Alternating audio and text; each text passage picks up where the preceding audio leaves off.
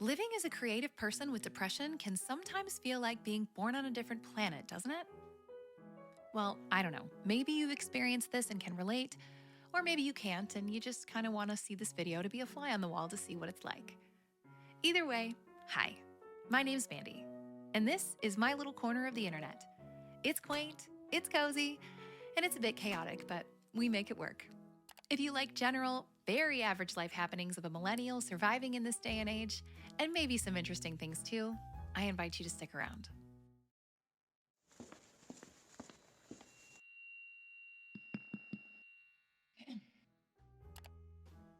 Good morning. If you're wondering what that noise is, it's my mouthguard cleaner, because that's real life. I know so many people have depression. In fact, I think it's safe to say that every single person has experienced some level of the SADS at least one time in their life. This could be due to some kind of a circumstance like burnout or just brought on by the big S, stress.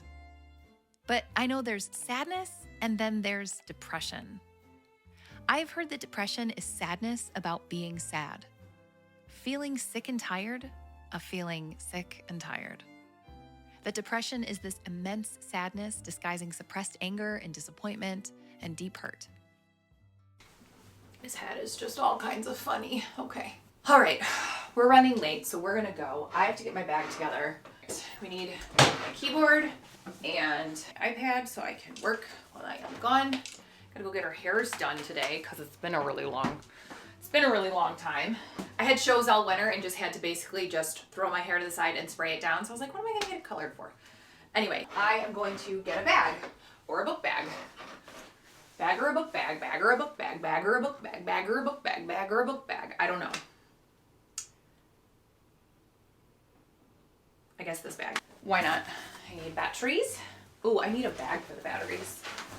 We don't have a lot of time. Oh, I'm like hot.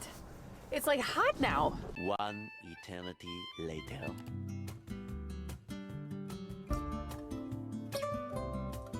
I get the depression SADS all the time. Sometimes for reasons that aren't really circumstantial. And they may just be my silly brain. It can really feel that lack of serotonin, let me tell you. We got the hair done. So it's not gonna look like much. It's because I don't ever have her like really dry it, but she had to dry it a little bit because it's snowing outside. So there's that. Regardless, it would appear that most of the time, all things are okay, with quotes. Okay, not good. If they're good, that means bad is right around the corner. Stupid depression. You just can't see the positive. So you just have to pretend to see it. Do you ever feel this way? Or is it just me? It's hard to screw on a smile and ramp up the energy to present that way. I'm talking to you, my high-functioning depressed people. Quick disclaimer, everything I'm talking about in this video is strictly my own opinion. I'm not a professional or a therapist. So, there's that. What a morning, I tell you. What a morning. Oh! Yep. That's appropriate. That's exactly how the day's been going, in case you wanted to know. Okay, so here's my not-so-hot take. A lot, if not all, creative people live with depression. At least some form of it. And yes, everyone has some level of creativity in some capacity, and so maybe literally all of us are depressed. And in this day and age, the topic of depression has become so normalized and the stigma has really subsided. And thank God for that. Now, this isn't meant to sound controversial, but there's this weird phenomenon that I like to call creative depression that can have, or have the appearance of having, a thriving effect. I'm sure if you asked a creative person that you know well, because let's be real, if you don't know them well, they don't trust you, so they won't divulge this information. I'm multitasking. But they'll tell you that, oddly enough, at times, they only find success directly because of their depression. That is, when it's not sitting on their chest, suffocating the air they breathe. Some people can only be creative when they're tremendously sad, or worse, hopeless. And if they do ever experience happy or bright feelings, that creativity, it drops right off. And then they go through this immense identity crisis and question everything about their talents and abilities. You know, that good old imposter syndrome we like to talk about. Now, I do think people who are creative consistently, like people who have to use creativity in their job or their artistry, are wired a bit differently. So I can understand this idea of this phenomenon, at least to some degree. But we as humans have to experience everything: highs, lows, neutrality. And artists don't have to produce art simply out of pain. On the extreme side, creative depression dictates that you white knuckle through pain and survive long enough solely for the sake of the art, and then collapse into oblivion for a while. I think that leaning too much on this creative depression phenomenon is something creatives do need to be careful about, if I'm being honest. If we wrap ourselves up in only being able to feel because of what we deem as being connected creatively to our depression, then that can lead to very dark places very quickly that have lasting effects. And I think the media, to their detriment, has sometimes glamorized tortured artists and praised their torment and labeled it as brilliant art only because of their dark disposition. I don't know. I'd like to know what you think about that. I would consider myself a generally deeply feeling human. I feel sensitive emotions and have intentionally and unintentionally absorbed other people's energy. I've been a pro at that my entire life, and eventually, it always takes its toll. But I'll talk about that in a second. I've often gone through cycles of disconnection and depression after feeling and absorbing so much energy that I experience intense overwhelm and this full stop shutdown. And that cycle has honestly been a big part of regular living. And I've wondered, is that depression? Is it just feeling normally? Who gauges the normal degree of feeling? Is it just that my window of tolerance for emotion is wide open and feeling complex things sometimes feels, different to me than it would to someone else that has other creative talents? I'm not sure. But I thought for a long time that I was really good at hiding the depression sads. And then at some point, I just wasn't any longer. Turns out I actually sucked at hiding it.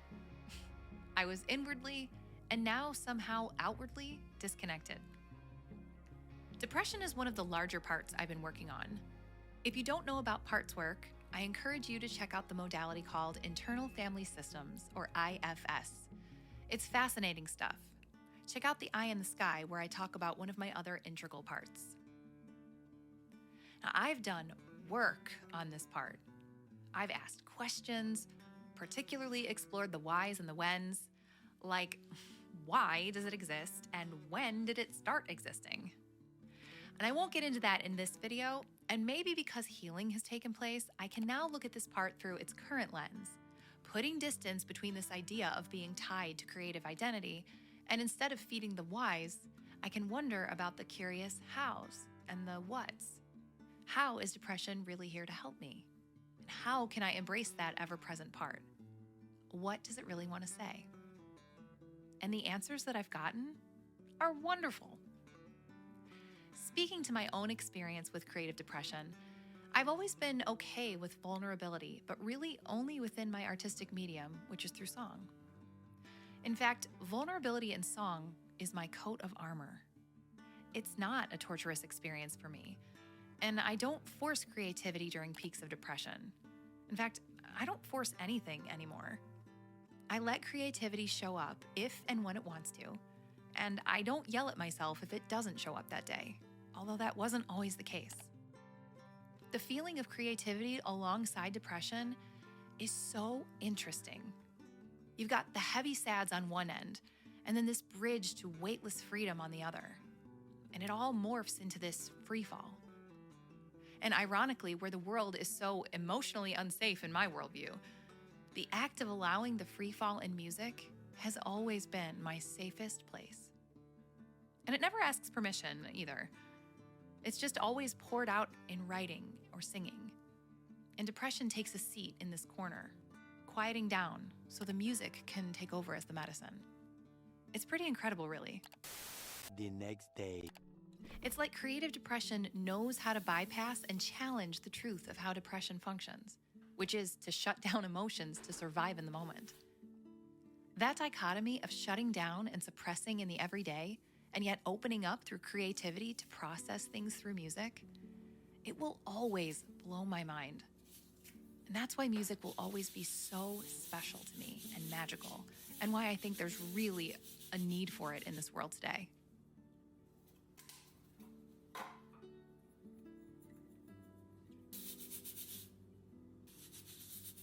Okay, I have a timer set for 45 minutes. I have a roast behind me resting. Hoping I can get a recording done in 45 minutes, get a little bit of work done, and then I'm gonna come back and put it all together. Now, there's one more aspect to this as well. You know when you get a new phone or computer and it tells you how many full charges you get before the battery wears down? I think a spark of creativity is like a brand new phone. It's charged up and ready to go. The full energy makes everything brighter and faster and clearer. It's like a strong current. Having that spark of creativity also can simultaneously and pretty much immediately start the clock to draining that battery. And that's usually where depression likes to take up residence. It sucks that battery down. In those times when creativity strikes, I really give it my all, and sometimes I can even forget what day it is. When depression and things like shame are present and I don't address them or acknowledge them, it can make me feel like I have this faulty internal system and it damages my overall battery health. So, talking straight to that depressed part is like a hard reset. It runs a repair on the battery and essentially slows down that drain. Today, right now, I view depression like a tool. And I mean it just like a literal tool, like a wrench or a drill. When it's present, it means that I've lost some kind of connection with myself, and so it's showing up to help me out by metaphorically unsticking my door or replacing my deadbolt so that I can enter my home, which is to feel and be authentic and creative and free. I learned that if I didn't start speaking to that ever-present part of me and give a good effort to understand how depression affects me creatively and otherwise, then I'd always look at it as a curse instead of what it really is. See, there's always a lesson there. As long as I address it and give it space to breathe, if I can face toward it and call it out, make it feel seen, then it'll show me how to get back to where I want to be. It doesn't have to weigh down my creativity or attach my identity to it. It just lets me be. I just had to stop resisting and hating on it so much and realize that it's a big part that is uniquely interwoven in me, and that like other parts, one of its roles is to protect me. And boy, has it done a superb job of protecting me. Hopefully this doesn't come across as boastful, but I'm certainly not weak because I live with depression. It's quite the opposite. Didn't everybody have this back in the day? I know my mom did. This might even be my mom's, I don't even know. To me, being able to make peace and live with my depression is a gift. It shows me directly the dark so that I can directly appreciate the light. And I am not ashamed of that. If you like this video, please give it a thumbs up and check out my other videos, and consider subscribing if you haven't already. When you subscribe, it lets YouTube's algorithm know that you like me, and it sends this puppy out into the YouTube universe so that others like you can find it. And it's a really great way to support this channel. Until next time, don't let depression eat you up. It doesn't have to ruin your life. It can, in fact, show you what you really need. So give yourself some grace and a hug and some rest and maybe a cookie. Okay, bye!